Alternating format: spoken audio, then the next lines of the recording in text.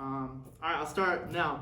Good afternoon, everyone. Thank you all for coming out today. Today's resolution is going to be, of course, science can determine human values. This is going to be a debate about morality. I, as the affirmative, am going to absolutely agree with this resolution. I'm going to tell you why in just a moment. But before we get into that, I'm going to explain a few things. One is we're going to go over some definitions. So science, you can sum that up as biology, chemistry, the sciences that we know today and we study. Secondly, I'm going to go over the next definition of values. Values means, or I'm going to define values as a pro-species behavior and mentality. It can be defined as a way of thinking and acting. And these are good for the species. So, this is a fact debate because it is going to be a fact that science can determine values, and we're going to base the criteria of this debate on a preponderance of evidence. So, to begin with, I have two main contentions here today. I'm going to talk about reproduction, and secondly, I'm going to talk about surviving versus thriving. So to begin with, reproduction. As I stated, science is about biology. Biology is a science, correct? What determines what species gets to live and die? It's the success of that species. It's those adaptations. Adaptations can be both physical and behavioral. We see in ants, for example, ants will commit suicide. They'll fight to the death in order to defend the colony. Mother squids will guard the eggs until they starve to death to make sure that those eggs survive and make it. Furthermore, you can see this in a variety of species. Over 95% of life on Earth today are social species. That means these are species that work together. You can, again, use ants, you can use dolphins, you can use lions, you can use things that work in herds like zebras and buffalo. Most of the life on Earth are species that work in groups. Evolution has learned that when we work together, we survive together. We survive easier, we live better, we live longer, and so on. And again, we can see that, again, because adaptations can be behavioral, values are determined by science, because science is at biology. That biology is what determines the reproduction of the species. So, these values can be things. This leads me into my second contention, which is surviving, for example, right? We shouldn't kill one another. Why should we not kill one another? Because doing so would be a detriment to our species. We survive better as a species when we work together, when we don't kill each other. It's easier to fight off a mammoth if there's 20 of us than if there's 3 of us. It's easier to fight a lion if there's a crowd than 1 or 2. When we don't lie to one another, we promote information sharing. Telling the truth is a value because it enhances the information sharing among the group. When we don't steal, we promote work ethic, we promote each individual working, we work against things that would promote revenge and killing and so on. And also when we are helpful and generous to one another, we prevent the sick from dying, we prevent people from starving to death. These are all values that generally help the collective good of a species, which is why, again, most life on Earth that is alive today are members of social species. So most of these values that you see today, whether they're collective values or a value that an individual shares, you can pretty much find the root of those values in science. The root of those values always comes back to what is successful for the species. Whether it be based in violence or peace, for that culture, it is promoting that culture. It is promoting that way of life. It's promoting that collective, the size of that group, and it's helping it move through life. And that's all I have to say for today. And now it's time for cross-examination. First question. You specifically, as I quote, very zealously and fervently disseminated the idea that science is a way of thinking.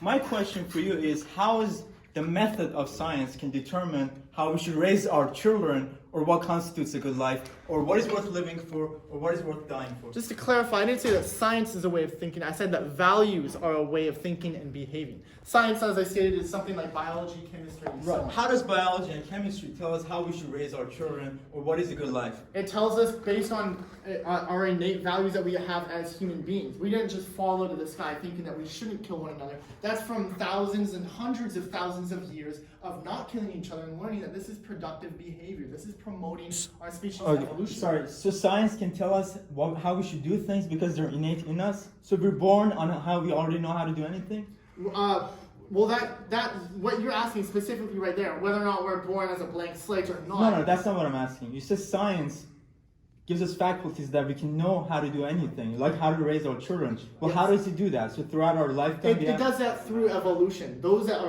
do not have these values probably kill each other off, starve to death. Thank you. That's die. more than enough. Thanks. You deserving, if not more so, this moment. Thank you for allowing me this opportunity to talk here.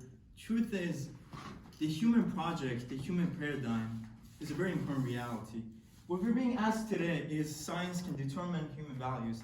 And to notice, that's a propositional statement. It makes a statement about a fact that science can give us human values. I will begin first of all by defining what human values is, give a definition as my opponent did not do so. The first definition, human values, is a question of necessarily within the context of what we call in philosophy axiology, which is meaning and purpose and value and significance. And science of its core is not concerned with values for two reasons. First, values are about what ought to be, moral obligations, moral prohibitions, but science is a descriptive reality. First, I will talk about that. Secondly, I will talk about the idea of duty and obligation has nothing to do with the descriptive methodology of science. So first of all, values are about what we ought to do, and science is about description. Think of the most basic scientific statement. Water is 2 parts hydrogen, 1 part oxygen. Clearly, science describes the way the world is. It tells us this is the natural world, your naturalistic processes. Science at its core is synonymous with naturalism. The idea that how do we discover reality? How do we learn about mechanics, molecules, hydrogen? But on the other hand, something more profound exists in the day-to-day trenches of adult existence. First and foremost, what we call humanism. The great scientists and philosophers of the 20th century have very zealously and fervently espoused this idea that humanism has to do with morality. And morality is not about description. Morality is about what we ought to do, what we ought not to do, how we should raise our children, or how we ought to live. And in thinking those terms, values are distinct with science because science deals with facts, which is a descriptive reality, and values deal with what ought to be. The second thing I wanted to talk about is the question of moral obligation, duty, and prohibition. The proposition says human values. Human values has to do with what we ought to do. Should we lie? Should we deceive? Should we cheat? Should we surrender our biases, or should we come together as communities and create a better life? It create a more sustainable, global, viable civilization where every human can thrive. These are value questions. And in thinking values, we need certain frameworks. In thinking about the value of doing the right thing, we need duty.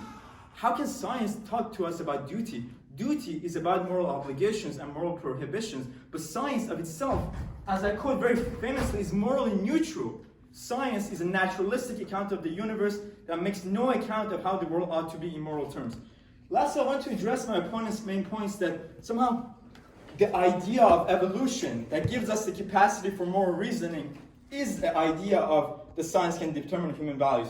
Surely science, as the science of the brain, our cognitive capacities, gives us the opportunity to think about morals, but it can never tell us what those morals contain. I mean, I very much think about the human brain for quite an amount, but the human brain is just a structure, it's a perceptual faculty that gives me the opportunity to think about and conceptualize about the ethical domain. But science itself does not ground me in values of how I ought to live, or how I should treat my brother, or my friends, or my family. And the second contention I would like to address to my friend Brandon, something that is a non sequitur, which does not logically follow. When we talk about values, we have to talk about something that we call value theory, which what makes this domain specifically a domain of value. Religion, morality, meaning, purpose. These are things in which we deal with reason and how reason and morality can tell us how we ought to raise our children and what we ought to do. That is not something that chemistry or the physical processes or the Werner Heisenberg principle of quantum non-locality cannot tell you about how we ought to live. And that's the last point. So I will reiterate the points I made. First of all, I talked about the idea that science cannot determine human values for two reasons. Values are about what we ought to do, and science is about description, the way the world is. It can never tell us how the world ought to be in moral terms. Secondly, I talked about the idea of moral duties, moral obligations, and moral prohibitions. It doesn't make sense to think that in naturalistic scientific universe, we have a moral obligation to do anything. I mean, the whole idea of science can determine human values itself is a value problem. But how can science itself tell us that this question matters? How can science prove that this question and this statement of value itself matters? But the question of human values itself is a human value question. Why does it matter that we care about human values from the scientific standpoint? Well, it doesn't. And lastly, my point is the conception of evolutionary processes that give us this faculty of cognitive structure and cognitive trade-offs. Surely science can provide us a very coherent and detailed account of what we're made up of at the molecular, cellular, physiological level. Science deals with the facts of the universe. I have a brain, I have a frontal lobe, I have a cerebral cortex, I have genes, I have epigenetics, I make molecules, I have white blood cells, I have red blood cells. But how can science deal with the fact that I have red blood cells? Why should I take care of my health? How can science prove that I ought to be honest, or I ought to be a decent human being, or I ought to wake up in the morning, commit myself to the unyielding attachment of virtues of reason and honesty and moral pluralism? Thank you all very much.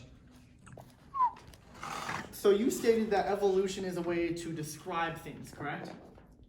Well, yes, absolutely. So wouldn't you say that science is capable of describing behavioral adaptations in species? See, that's precisely a semantical issue, because behavioral adaptations has nothing to do about morality. What makes you create such a division between morality and behavioral? Right. Okay, to answer your question precisely, morality is a very important phenomenon that describes how we ought to do. I don't see how in a naturalistic universe I have a moral obligation to wake up in the morning and commit myself to the same high standards of strength and sacrifice that make us have a special role in creation. From the scientific standpoint, how do humans have a special meaning themselves? How do humans have values from a scientific standpoint? So wouldn't you say that we call them values because they're important things to do? They are worthwhile doing. No, Really? I wouldn't say that's what. We call them values because they rely on an element that makes us human. That a loving father can see his son getting in a car crash and dying, and he thinks about, oh, maybe one day I'll have the chance to meet him again in the afterlife. That's not a question that Darwinian theory can answer. Okay. I also like to ask you about, so when you talk about duty and obligation, right? So when you talk about that being part of values, correct? Wouldn't you say that other species feel a sense of duty and obligation to their youth, to their... Okay, I'm very glad you asked this question. Duty and obligation are precisely human phenomenon, because in order to say duty, we need the capacity for linguistic phenomenology. When we have language and moral reasoning and critical thinking, then we can recognize that there are a myriad of things we ought to do in day-to-day life. But animals don't have the capacity for linguistic thought. An insect or a dog or a cat cannot have duties because it cannot conceptualize about what he or she ought to do. So when I gave the example earlier, like the squid staying to guard its eggs until it literally starves to death, what would you call that? Okay, the squid has a brain of 95 billion neurons. So it has thousands of interconnections in single cubic centimeter of brain tissue. A squid does not have what we call a frontal cortex and neocortex. That neocortex gives us the capacity for judgment and critical thinking, but a squid doesn't have that. What about a dolphin? When it goes out into the ocean, it faces numerous predators, nearly freezing to death, just so it can bring food back for its young weeks later. That's not a value question. It's merely doing what it can do to survive, and it's an adaptation reality rather than a value reality. Thank you. It's been more than 2 minutes.